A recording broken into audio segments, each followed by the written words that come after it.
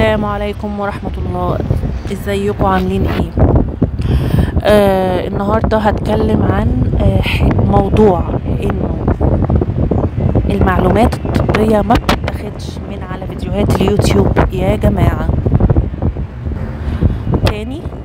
تاني المعلومات الطبية والعلاج ما بتتاخدش من على فيديوهات اليوتيوب يا جماعة الخير، اسمعوني أرجوكم.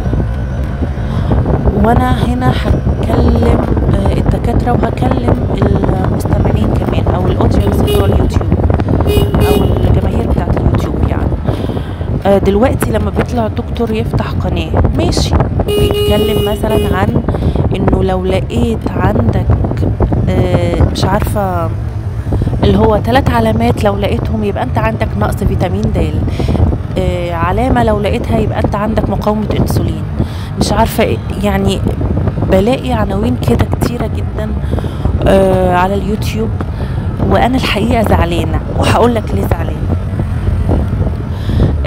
زعلانة لانه يعني انا اتضريت الحقيقة شخصيا بسبب الفيديوهات دي، وهو الحقيقة كان سذاجة مني او غباء مني، خلينا نقول ان انا اسمع فيديو على اليوتيوب ليها علاقة بالمعلومات الطبية واروح اطبقها، او ان انا عندي مشكلة مثلا ما، فبدل ما اروح لدكتور افتح فيديو على اليوتيوب كده امشي وراه.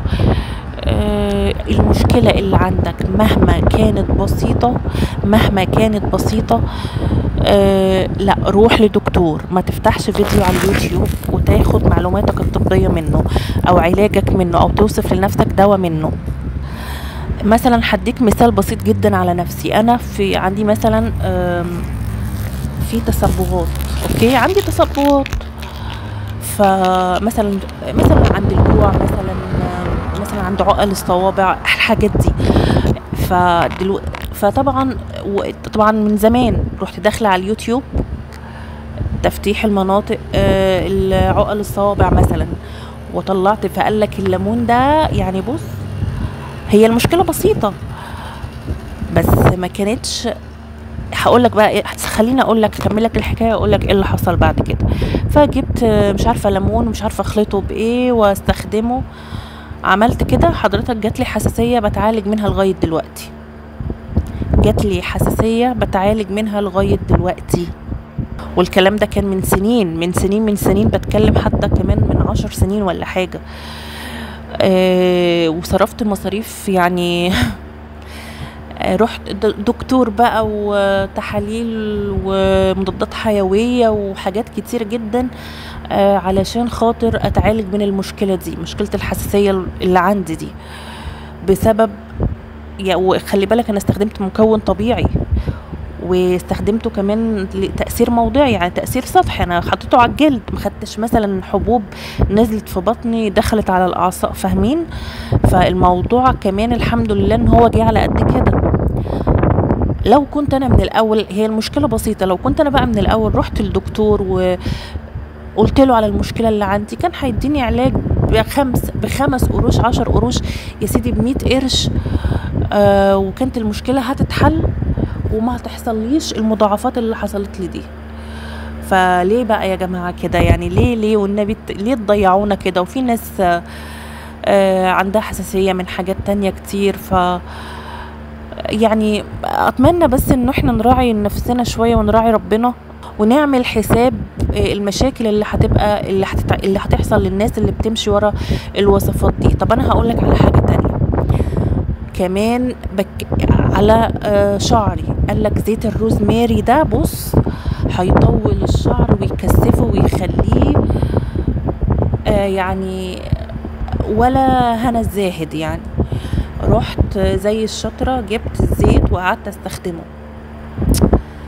انا عايزه اقول لك دلوقتي، انا مثلا لما بسرح شعري مثلا، وانتوا عارفين لما بتسرحوا شعركم بيطلع شعر في المشط، مثلا يعني على المثال، بدل ما كان بيطلع مثلا وانا بسرح بيطلع من شعري مثلا 10 شعرات، بقى بيطلع 50 شعره وانا بسرح. بس هو ما فيش تساقط، انا شعري ما بيوقعش ولا حاجه، لكن لو انا بسرح ما كانش بيطلع شعر كده في المشط كتير.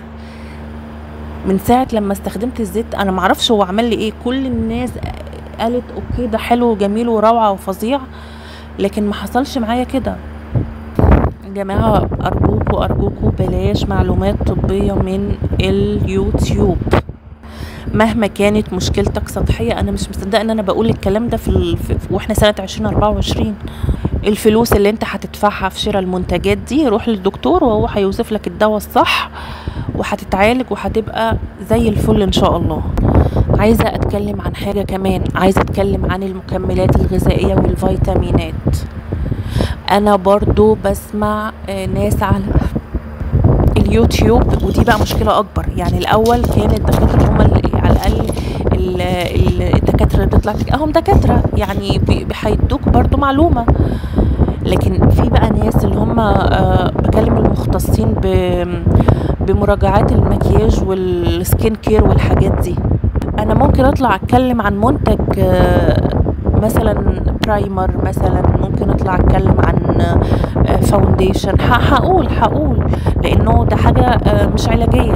لكن اللي بيطلع يتكلم بقى عن الفيتامينات، والفيتامين ده بيطول الشعر، والفيتامين ده بيطول الضوافر والى اخره. يا جماعة الفيتامينات دي والله العظيم خطر، لانها نوع من الادوية. ده انت بتاخد حباية وبتنزل المعدة، والله اعلم هي بتشتغل على ايه في الجسم. انت ما انتش دكتور عشان تعرف الدواء ده لما هيدخل الجسم هيروح فين وهيعمل ايه، وايه الاعضاء اللي هتتاثر منه. دي برضو من الحاجات يا جماعة، ما تاخدوش فيتامينات منكم لنفسكم، ومفيش حاجة اسمها في فيتامينات بتتاخد من غير امر الدكتور. والله لو وزارة الصحة او جهة رسمية يعني حكومية رسمية نزلت مثلا نشرة بالفيتامينات اللي ممكن تاخدها من غير اوامر الدكتور، يعني مش هقولك ما تاخدهاش يا سيدي، خدها.